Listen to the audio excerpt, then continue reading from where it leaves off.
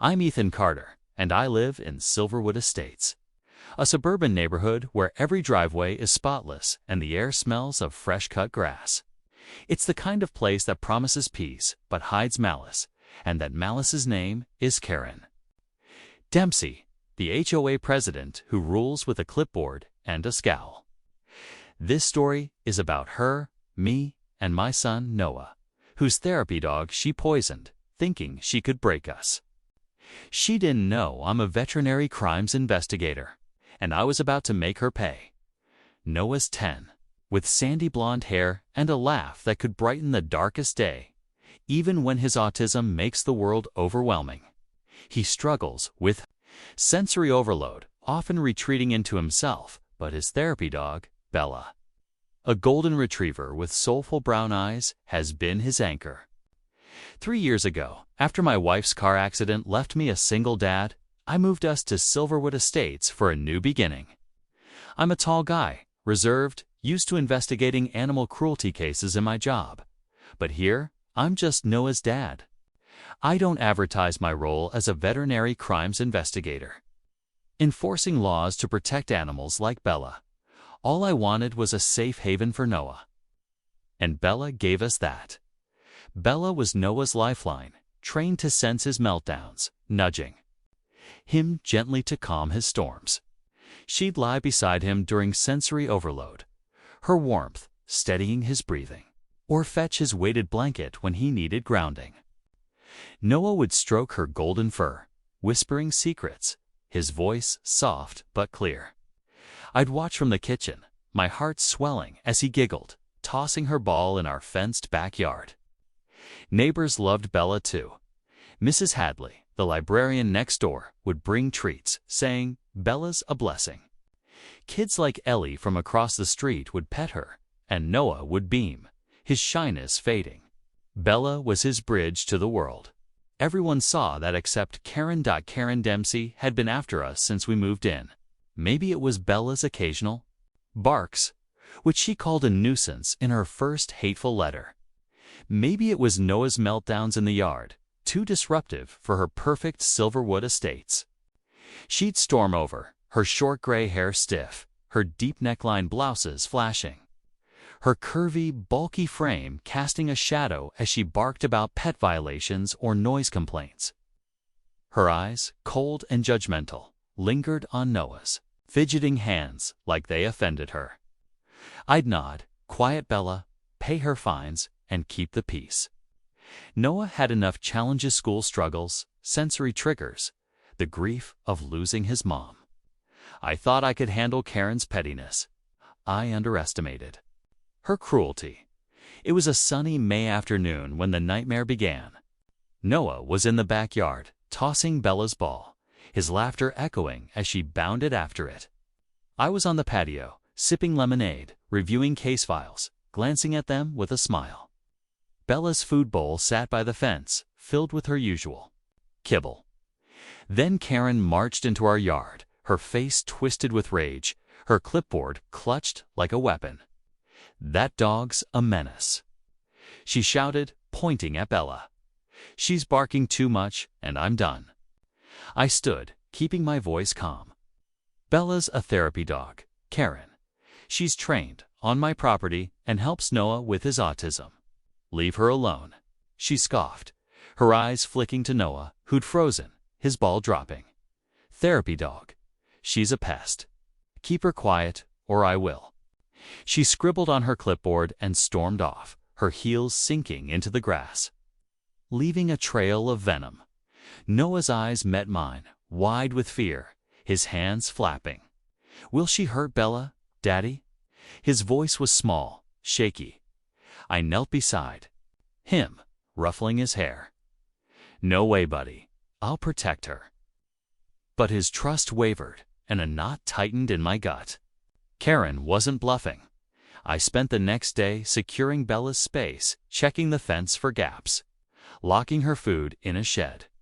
I photographed her bowl, clean and safe, to counter Karen's nuisance claim. I even drafted a polite email to Karen, attaching Bella's therapy certification, hoping to appeal to reason. But Karen didn't deal in reason. She dealt in spite. That Friday, while I was at work investigating a pet store cruelty case and Noah was at school, Karen struck. Mrs. Hadley called me, her voice trembling. "Ethan, get home now. Bella's sick, she's vomiting in the yard." I saw Karen by the fence earlier. I floored my SUV, heart racing, weaving through traffic. When I pulled into Silverwood Estates, the sight broke me. Bella lay on the grass, her golden fur matted foam at her mouth, her breathing shallow. Noah wasn't home yet, but Mrs. Hadley stood there, tears streaming, holding Bella's collar. The food bowl by the fence was empty, but a faint chemical smell lingered onto freeze, a classic poison. Karen stood across the street, arms crossed, her smirk sharp as a blade, watching like a predator. "What did you do?" I roared, rushing to Bella, my hands shaking as I checked her pulse. Karen's smirk widened, her voice dripping with fake innocence. "I warned you, Ethan. That dog was a problem. I took care of it. You poisoned her." I shouted, my voice raw, cradling Bella's head. "She's Noah's therapy dog. He's disabled. Karen. You knew that." She rolled her eyes, unmoved. "Don't be dramatic. It's just a dog." She turned, sauntering off, her clipboard swinging, as if she'd just swatted a fly. I wanted to chase her, to make her feel Bella's pain. But Mrs. Hadley grabbed my arm, her voice urgent. "Bella needs a vet, Ethan." I scooped Bella up, her body limp, and sped to the clinic, my hands trembling on the wheel. The vet confirmed antifreeze poisoning, her prognosis grim. They pumped her stomach, but the damage was done, her kidneys were failing. I sat in the waiting room, head in my hands, praying for a miracle. When Noah's school bus arrived, I met him at the house, bracing myself. He ran to the yard, expecting Bella, but saw the empty grass. His face fell, his hands flapping wildly. "Where's Bella, Daddy?" he asked, his voice breaking. I knelt, my voice cracking. "She's at the vet, buddy. She's sick. Karen hurt her." His eyes filled with tears, his body rocking, a meltdown building. He screamed, a raw, primal sound, and collapsed in two. My arms sobbing. Mrs. Hadley wept nearby, and neighbors lowered their phones, some turning away, unable to bear it. I held Noah until his cries slowed, his small body trembling. "I'm so sorry, Noah," I whispered, my heart shattering. "I'll make this right." I tucked him into bed, his weighted blanket tight, his eyes hollow. That night, I sat at the kitchen table, Bella's collar on the counter, the chemical smell haunting me. Karen thought she'd won, but she didn't know who I was. As a veterinary crimes investigator, I enforce animal cruelty laws. And Karen's poisoning was a felony under state law, carrying fines and jail time. She'd also trespassed and endangered Noah's mental health. I was going to bury her with evidence. The next morning, I built my case with precision. I pulled Bella's therapy records, proving her role in Noah's stability and the vet's report confirming antifreeze poisoning. I photographed the food bowl, the faint antifreeze residue, the fence Karen had crossed. I called my lab contact, who tested the bowl antifreeze, confirmed a lethal dose. I filed a felony cruelty charge, citing Karen's intent to harm Bella and, by extension, Noah's well-being, backed by the vet's statement. I contacted the police, who logged the trespassing. Every piece of evidence was a nail in Karen's coffin. I went further, gathering neighbor testimonies. Mrs. Hadley wrote a detailed account of Karen's hostility fines for Bella's barks, threats to report Noah's meltdowns. Mr. Evans, the accountant across the street, described her bullying the neighborhood, how she'd find him for a messy garage. I collected a dozen statements, painting Karen as a menace. The evidence was airtight, a legal trap. A week later, the HOA held an emergency meeting in the community center. A packed room with tense air. Karen sat at the front, her clipboard poised. Her smirk defiant, as if she were untouchable. Mrs. Hadley clutched a photo of Noah and Bella, her eyes blazing. I walked in, not as Ethan the quiet dad, but as Ethan Carter, Veterinary Crimes Investigator. My badge clipped to my belt, a thick folder of evidence in hand. Karen opened the meeting, her voice syrupy with false concern. Let's address the Silverwood dog issue. It was a nuisance, and I handled it for the HOA's benefit. I stood, my voice cutting through the room. You poisoned my son's therapy dog, Karen. Noah's autistic. Bella was his lifeline, and you tried to kill her. The room went silent. Karen's smirk faltered, but she held her ground. It was a pest, Ethan. Don't exaggerate. It's a felony, I said, stepping forward, handing the board my folder. You committed animal cruelty under state law, a felony carrying up to 5 years.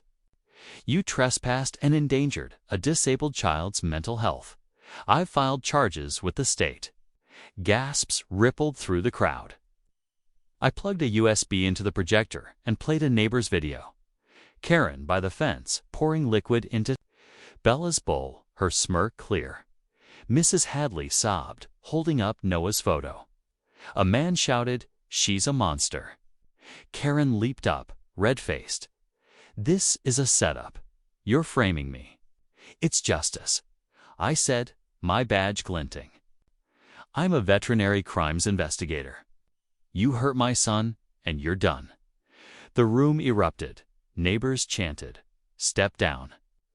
Mrs. Hadley waved the photo, her voice cracking. You hurt that boy. The board 3 nervous figures whispered. Frantically, the chairman, Mr. Lopez, stood, voice shaky. We'll vote to remove Karen. Cheers drowned her protests, her face crumpling as her power dissolved. Karen sank, her clipboard useless, her smirk gone. I didn't gloat. I packed my folder, nodded at Mrs. Hadley, and left. The real fight was in court, and I was ready. The law hit Karen like a storm. The state charged her with felony animal cruelty, carrying a $10,000 fine and up to 5 years in prison. Trespassing and endangering Noah added $3,000 in penalties. In court, I testified in my investigators. Uniform, badge shining, voice steady but heavy with Noah's pain. I detailed Bella's role, Karen's deliberate poisoning, and the trauma inflicted. The vet spoke, his words cutting. Bella's kidneys failed. She barely survived. The video played, Karen's smirk a damning echo. Mrs. Hadley testified, her voice trembling, recounting Noah's meltdown by the empty yard. The judge was unforgiving. You targeted a disabled child's therapy animal, she said, her gavel poised. Karen got 3 years in prison, 3 years probation, and a $15,000 fine to cover Bella's vet bills and Noah's therapy. Her lawyer floundered, and she? Left in cuffs, head bowed. Karen's house went up for sale. Her reign over Silverwood Estates ended. Bella survived, but her kidneys were damaged, her therapy days limited. Neighbors rallied. Mrs. Hadley organized a fundraiser, collecting enough for a new therapy dog, a golden retriever puppy named Luna. Mr. Evans trained her basics, and Ellie and other kids welcomed her with Noah, his smile returning. The introduction day was a celebration. Neighbors brought toys, music played, and Noah laughed.